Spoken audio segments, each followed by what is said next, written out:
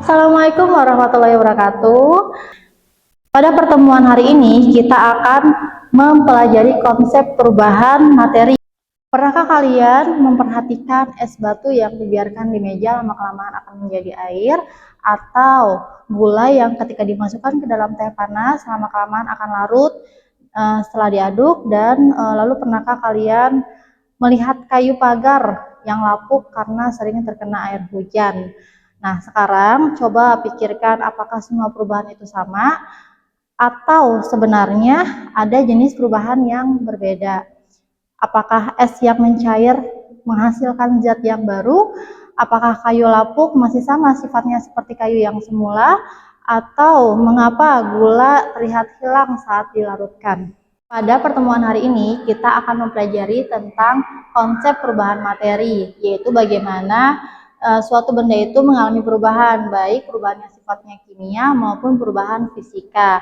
Nah, setelah pembelajaran ini, kalian diharapkan mampu membedakan antara perubahan fisika dan perubahan kimia melalui pengamatan terhadap peristiwa-peristiwa yang kalian nanti akan amati, dan kalian klasifikasikan itu termasuk peristiwa yang maksudnya perubahan fisika atau kimia, beserta kalian analisis alasannya mengapa kalian klasifikasikan ke perubahan fisika maupun kimia. Nah, materi adalah segala sesuatu yang memiliki massa dan menempati ruang. Materi di sekitar kita dapat mengalami perubahan, ya, akibat dipengaruhi suhu kah, atau misalkan tekanan, percampuran, waktu, atau reaksi tertentu, ya. Nah, secara umum perubahan materi itu dibagi menjadi dua, ya. Yang pertama ada perubahan fisika dan ada perubahan kimia. Dari perubahan fisika itu kita bisa melihat ciri-cirinya, ya. Yang pertama, ciri-ciri perubahan fisika tidak menghasilkan zat baru, lalu hanya berubah bentuk, ya, ukuran atau wujud. Sifat zatnya tetap sama, umumnya dapat kembali seperti semula atau kita kenal istilahnya dengan reversible. Sementara untuk perubahan kimia, ya, ciri-cirinya yaitu dia menghasilkan zat baru, ya. Sifat zatnya tentu berubah, ya. Sulit kembali ke bentuk semula atau istilahnya irreversible, ya, dan sering ditandai dengan adanya perubahan baik dari segi warna atau bau atau gas ataupun bentuknya adalah endapan, seperti itu. Berikut sifat-sifat materi, di mana materi itu terbagi menjadi 3, ya. Di sini sifat-sifatnya bisa kita lihat dari slide yang sudah saya tampilkan. Berikut contohnya, ya. Ada padat, cair, dan gas. Setelah ini, saya akan menampilkan sebuah video yang berkaitan dengan perubahan materi. Silakan disimak baik-baik. Pada video kali ini kakak akan mengajarkan tentang perubahan fisika dan perubahan kimia. Nah, zat atau materi itu bisa mengalami perubahan. Ada 2 jenis perubahan yang akan kita pelajari, yaitu perubahan fisika dan perubahan kimia. Perubahan fisika adalah perubahan yang dialami suatu zat namun tidak menyebabkan zat tersebut berubah menjadi zat yang baru.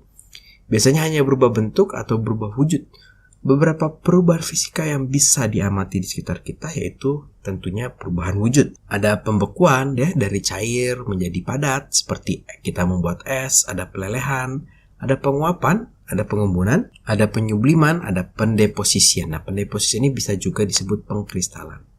Ya, jadi ini ada diagramnya, ya, kita sudah pernah belajar di salah satu video kakak.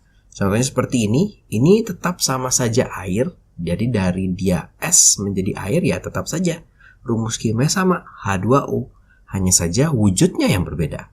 Kalau dia es, dia adalah padat, tapi ketika mencair, ya dia jadi air. Perubahan fisika berikutnya adalah pelarutan. Jadi kalau kita melarutkan suatu zat, ya, sampai terbentuk campuran yang homogen, yang sifatnya sama, itu hanyalah perubahan fisika. Jadi kalau kita melarutkan garam ke dalam air yang banyak sampai asin banget, kita bisa mengambil kembali garam tersebut dengan menguapkan airnya. Ya, jadi tidak membentuk suatu zat yang baru.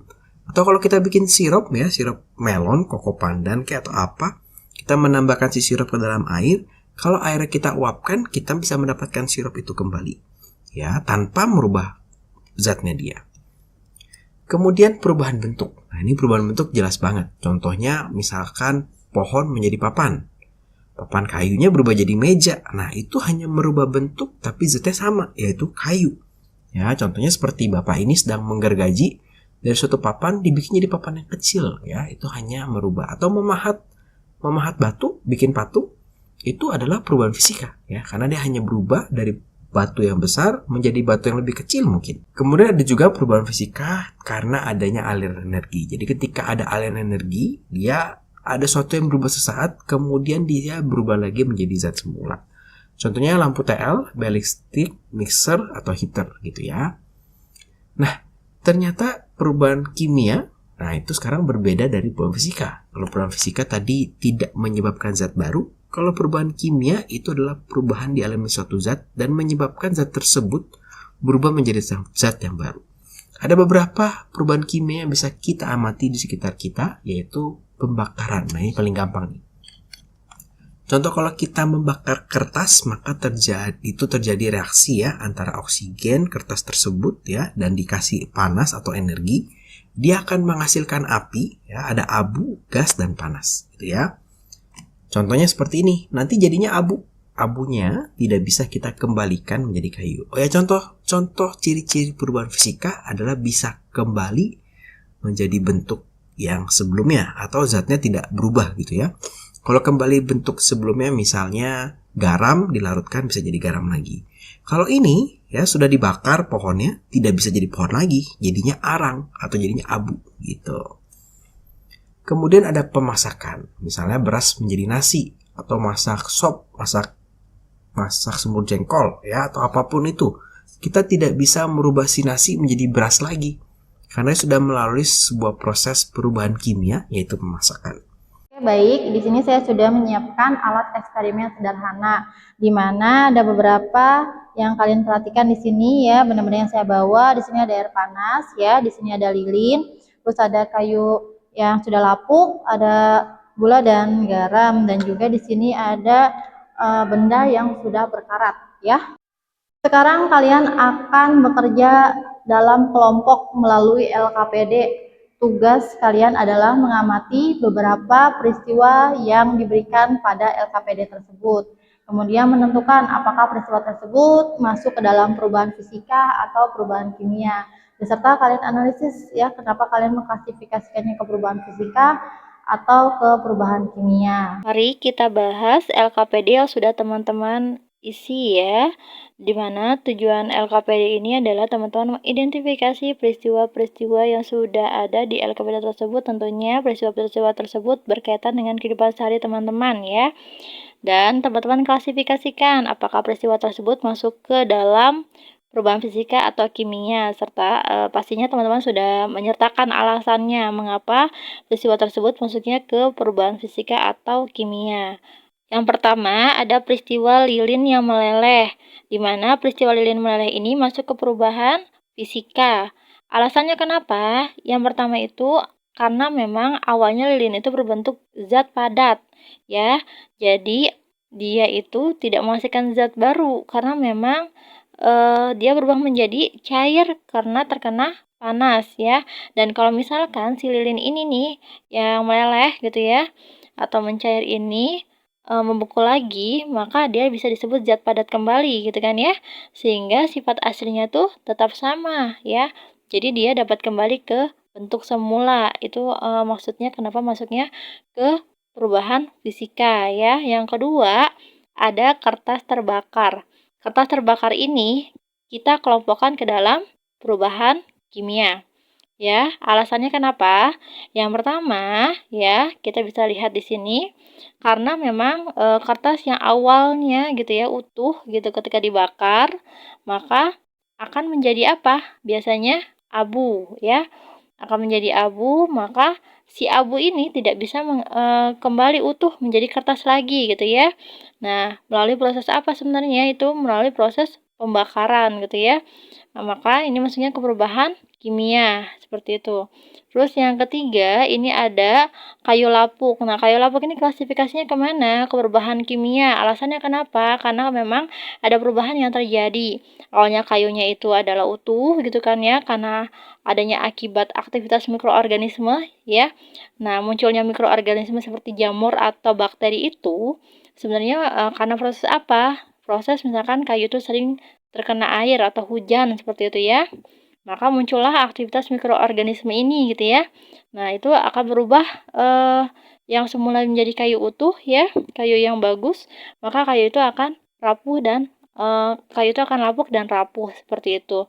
Dan ini tidak bisa kembali menjadi kayu yang utuh seperti semula. Makanya kenapa ini kayu lapuk masuknya ke perubahan kimia karena memang menghasilkan zat yang baru gitu ya. Selanjutnya ada besi berkarat.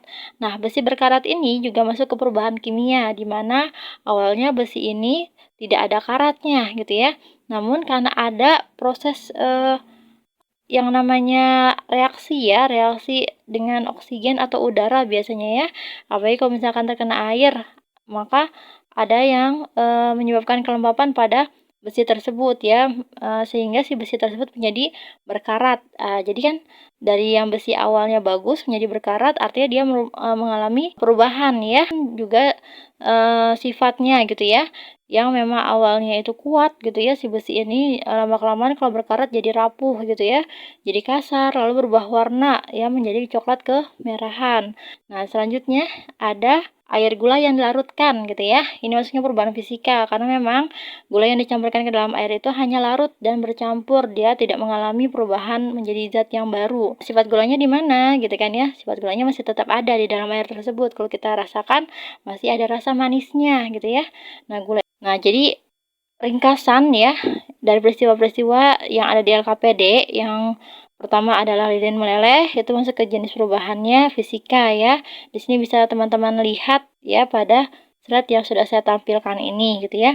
Dari mulai lilin meleleh hingga air gula yang dilarutkan. Nah, di sini ada evaluasi pembelajaran di mana nanti teman-teman gitu ya mendapatkan kartu kata, di mana kartu kata itu silakan dicari pasangannya ya, dicari pasangannya dengan kartu gambar dan sebaliknya. Kalau misalkan teman-teman mendapatkan kartu gambar, maka cari pasangannya yaitu kartu kata yang sesuai.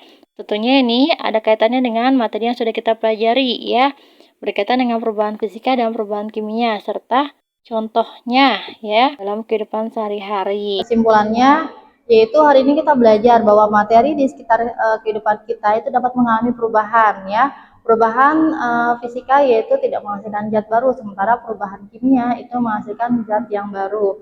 Ya, perubahan yang terjadi itu banyak faktor ya yang mempengaruhi perubahan tersebut. Ya, yang pertama itu bisa pengaruh dari suhu kah gitu ya, pengaruh dari panas, percampuran, waktu atau reaksi kimia tertentu atau reaksi tertentu gitu ya. Dengan memahami perubahan yang terjadi gitu ya, perubahan materi khususnya, kita dapat menjelaskan fenomena sehari-hari secara ilmiah dan lebih bijak dalam memanfaatkan benda di sekitar kita.